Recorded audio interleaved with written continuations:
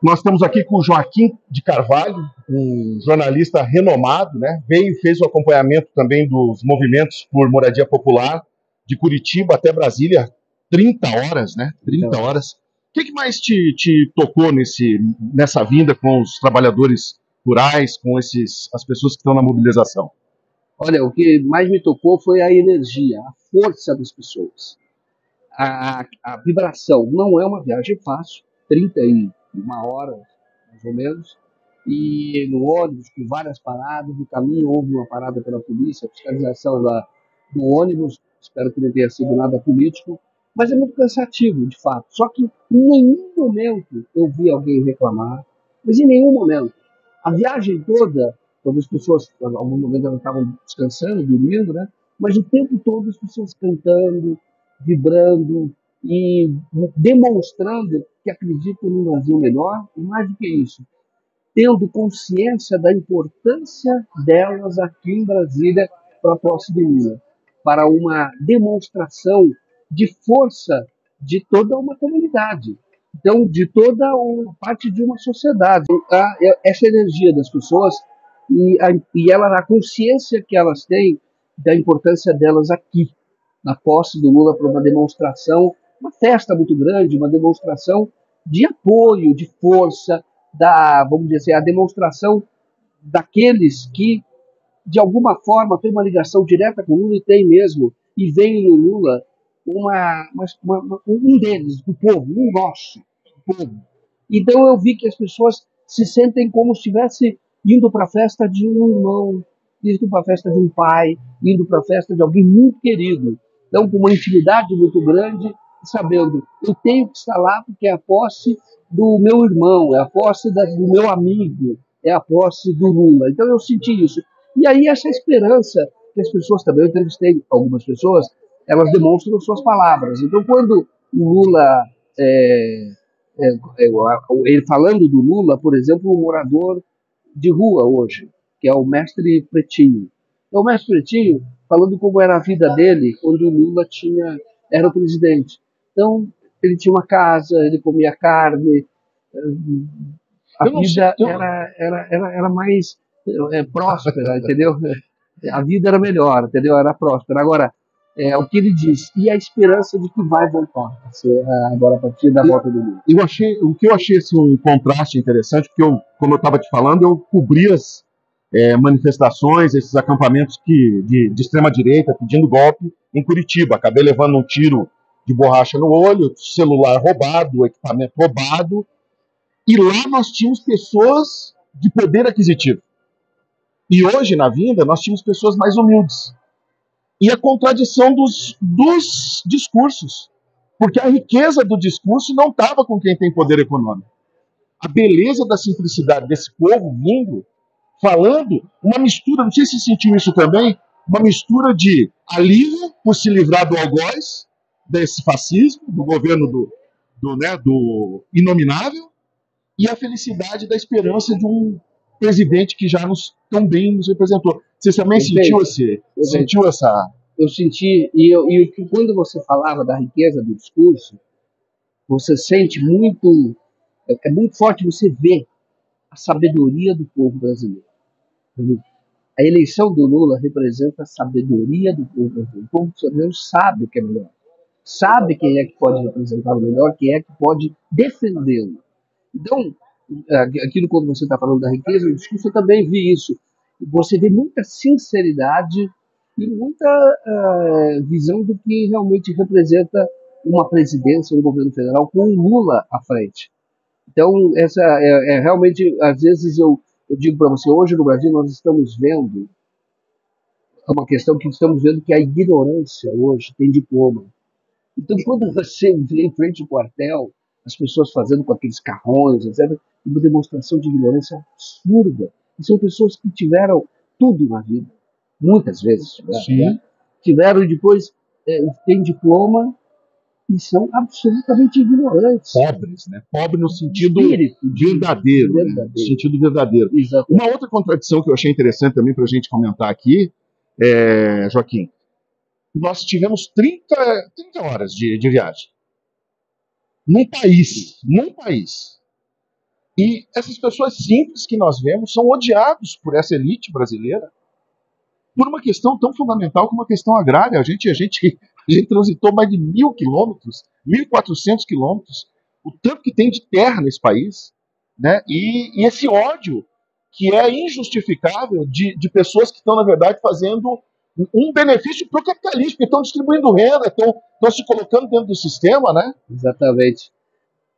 O teu canal qual que é? Canal? Correio Nacional. Correio Correio Nacional. Nacional, Márcio. Um abraço do Correio Nacional para todos que estão nos acompanhando agora. Perguntas muito pertinentes e eu concordo com você que a questão, a luta do MST, na verdade, é em benefício do Brasil como um todo. Todos se beneficiam com distribuição de renda, como também a identificação das propriedades, no sentido de que muitos que hoje combatem o MST, só na verdade o que eles não querem é serem expostos.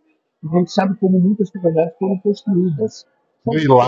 Griladas, muitas foram na violência, muitas vezes, no próprio estado do Paraná, teve muita violência de jabus, você sabe disso. A gente tem a história, eu mesmo já pude fazer reportagens sobre isso. Então, o MST veio dizer o seguinte, olha, nós temos tantas terras e temos tantas pessoas que querem plantar terras, e tudo bem, a Constituição respeita a propriedade e diz que a propriedade é garantida constitucionalmente e tudo certo. Só que ela diz que a propriedade ela tem que cumprir uma função social. E essas propriedades estão cumprindo. E a outra questão é, essa propriedade é propriedade mesmo? Porque a terra, na verdade, era um terra da União, muitas vezes. E aí o que nós vimos agora, nesse governo passado, uma tentativa o governo que está terminando agora, nós vimos uma tentativa de regularizar, inclusive, essas terras. Que foram terras ocupadas, terras griladas. Então, o que acontece? Eu acho que essa luta do MST mostra o seguinte, olha, o Brasil ele é um país profundamente injusto e a concentração de rendas não é por fruto do que você poderia chamar, não, eles mereceram fazer isso, trabalharam, mereceram. É muitas vezes fruto da ação da mão grande. E é verdade, da violência. E isso o MST mostra. E aí houve uma grande concentração de terras, que vem desde a nossa formação. Então eu vejo que essa luta, nós estamos no meio de uma vejo relação. que essa luta, ela realmente essa luta teve a luta do MST é uma luta que vai, na minha visão, contribuir para a verdadeira modernização do Brasil, modernização mesmo, no sentido de, olha, nós temos pessoas que querem plantar, nós temos terra, existe terra. Então, por que essas terras não são dadas, ou são distribuídas, não são acessadas ou se tornam acessíveis para essas pessoas que querem plantar? E elas, para a felicidade do Brasil, se organizaram. E se organizaram junto com o Lula, no sentido que é mesmo fenômeno. Surge o Lula, surge a CUT, surge o MST, surgem outros movimentos sociais, que é um país se redemocratizando, o país entrando na democracia, depois teve um pequeno recuo, foi um recuo agora com o golpe de 2016, mas a gente começa a rejeitar a ditadura naquela ocasião, nasce esses movimentos. O MST organiza essa luta. E isso é extremamente importante. Se você olhar o MST hoje, você vê que o MST é grande produtor, o maior produtor de arroz orgânico aqui da América Latina, produz muitas outras culturas e sempre ambientalmente respeitando o meio ambiente. Está dando exemplo para o mundo. E com uma gestão que é extremamente eficiente. E que você vê isso numa viagem dessa, de ser muito organizados, disciplinados, extremamente pacíficos, bem informados. Então eu digo para você, dê um exemplo de civilidade. Hoje, se você, o MST está na Bolsa de Valores, faz captação de imposto para financiamento. E as pessoas investem no MST. E muitos investem por quê? Porque respeitam o meio ambiente, porque tem uma causa justa, porque é eficiente também do ponto de vista da produção agrícola, de técnicas agrícolas, de engenharia. É extremamente eficiente. Então, eu digo para você, as pessoas têm que olhar melhor do MST, e quanto mais eu me aproximo do MST, mais eu admiro esses militantes. Isso vem desde a Vigília Lula Livre, as caravanas, mais eu admiro a organização e a oportunidade que dão para todos. É muito democrático.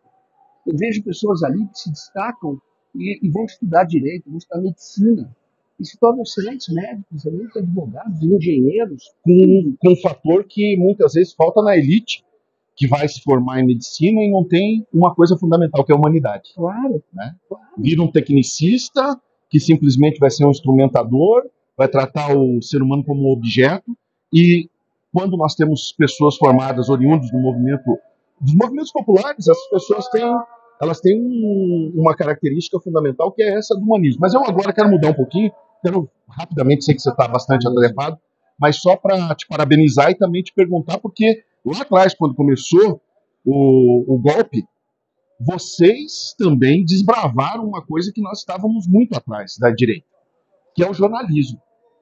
A gente tinha deixado as redes sociais na mão da direita. E vocês vieram trazendo o verdadeiro jornalismo. E é difícil fazer um jornalismo verdadeiro quando você está combatendo fake news. Como é que foi esse processo? E outra coisa, você acreditava que a gente conseguisse reverter na primeira eleição?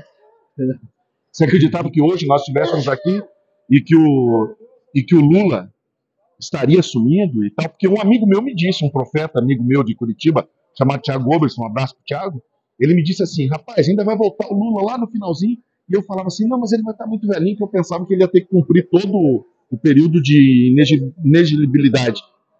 Você acreditava que a gente tivesse aqui hoje, dia 31/12/2022, celebrando o fim do fascismo e o renascimento da esperança?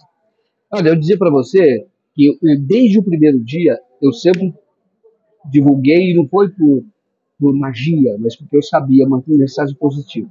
Desde o primeiro dia. Quando o Bolsonaro se elegeu, eu abri, na época eu fazia a live do DCM, estava no DCM, eu abri a live dizendo: hoje é 1º de janeiro de 2019, o ano 1 da triste era Bolsonaro. Aí eu dizia: é uma triste era, mas ela vai passar. Então eu dizia: política é como, e essa frase não é minha, mas é como, define bem, é como nuvem no céu. Quando você olha agora, ela está de um jeito. Você abaixou, daqui a pouco você olha, ela muda completamente. E o que nós temos que fazer é construir um novo consenso na sociedade. A prisão do Lula, a eleição do Bolsonaro, a própria golpe contra Dilma, são demonstrações de que o Brasil foi manipulado, foi deformado. O Brasil construiu um acordo que ele tem como base muita mentira. O Brasil construiu esse acordo que tem como base a mentira. Então, o que eu disse? Nós precisamos, através de vários veículos, rede social, mas de veículos como o DCM, como o 247, hoje eu vejo principalmente o 247, atrai muita gente realmente. Então, você deve construir, eu digo, olha, a gente deve construir um novo consenso, um novo acordo, que aquele foi baseado na mentira, e esse vai ser baseado na verdade. O que acontece? Surgem as mensagens acessadas pelo Walter Delgatti, a vigília Lula livre nunca esmoreceu, continuava ali demonstrando a força do Lula, porque o Lula ficou maior dentro da prisão. Sim. Ele já era muito grande, ele ficou maior, porque ele também não aceitou nenhum tipo de acordo. Então, você não acha que ele ficou... Eu tenho só uma ponderação. Você não acha que ele ficou maior do ponto de vista mundial, mas depois dessa eleição do jeito que foi, por mais que tenha compra de votos, a gente sabe, todas as emendas que foram feitas, todas ilegais, compra de voto na cara dura com líquido consignável para receber quem recebia benefício social do governo, mas eu senti que no final ainda isso tomou um pouco do capital político do Lula, ainda esses 7 anos de difamação das grandes redes sociais, que inclusive, por ironia, você que acompanha jornalismo, todo mundo que ajudou nesse golpe, o golpe acabou se virando contra, porque a Globo apanhou 4 anos.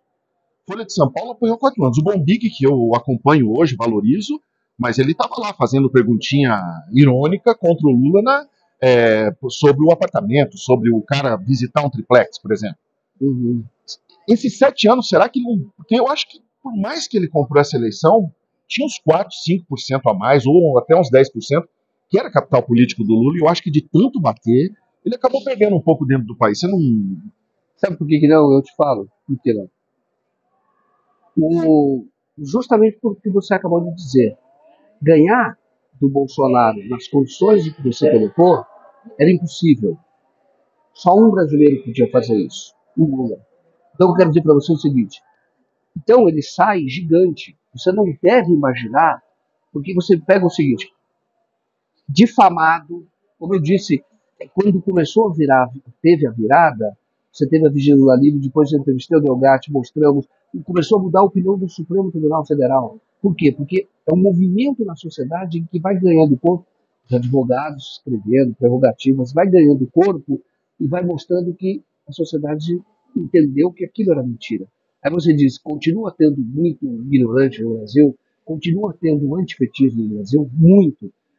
Por isso é que a diferença não foi tão grande quanto nós falamos, porque houve uma compra, houve uma máquina do Estado agindo muito fortemente. Mas você fala, então você não deve, na minha visão, medir a estatura de um líder político apenas pelos votos que ele tem, mas pela capacidade que ele teve de vencer nas condições mais adversas.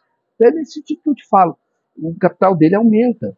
Porque você imagina o seguinte, o Lula terminou o mandato lá atrás, em 2010, com 87% de votos bombom. Sofreu uma campanha de difamação violenta. Depois enfrentou um adversário, enfrentou uma máquina do Estado poderosíssima. E poder econômico também, poderosíssimo. E aí ele ganha. Agora você imagina que a vitória dele pode escrever. Passado agora 3, 4 meses, começar já tendo resultado na sociedade, o apoio ainda vai ser gigantesco. É isso que eu sei, exatamente. Não, e tem, porque é o seguinte, porque a vitória dele indica isso. Que história no mundo que o cara foi preso, Jornal Nacional dizendo que ele era o maior corrupto da história, Moro era herói, capa da Veja dizendo Lula já morreu, acabou, jornalista falando isso para todo mundo. Todo dia falava, não, o Lula é decadente, morreu, acabou. Ontem eu vi que foi 20 horas de publicação sobre o pedalinho do Neto. Um pedalinho. Como se você fosse meu amigo, eu não pudesse ir na sua casa e deixar lá um pedalinho, que é uma coisa comum, né? Nunca foi dele aquele sítio, eu fiz matéria sobre isso, um documentário sobre isso. Mas aí é outra história. Mas eu vou ter que, trabalhando, eu vou ter que fazer. Mas eu gostei, foi uma honra aqui para você. Obrigado pela tua gentileza e pela tua generosidade de estar prestigiando. Correio Nacional, um abraço, pessoal. Joaquim, que está aqui conosco, tá? Um grande profissional que a gente se orgulha. Parabéns.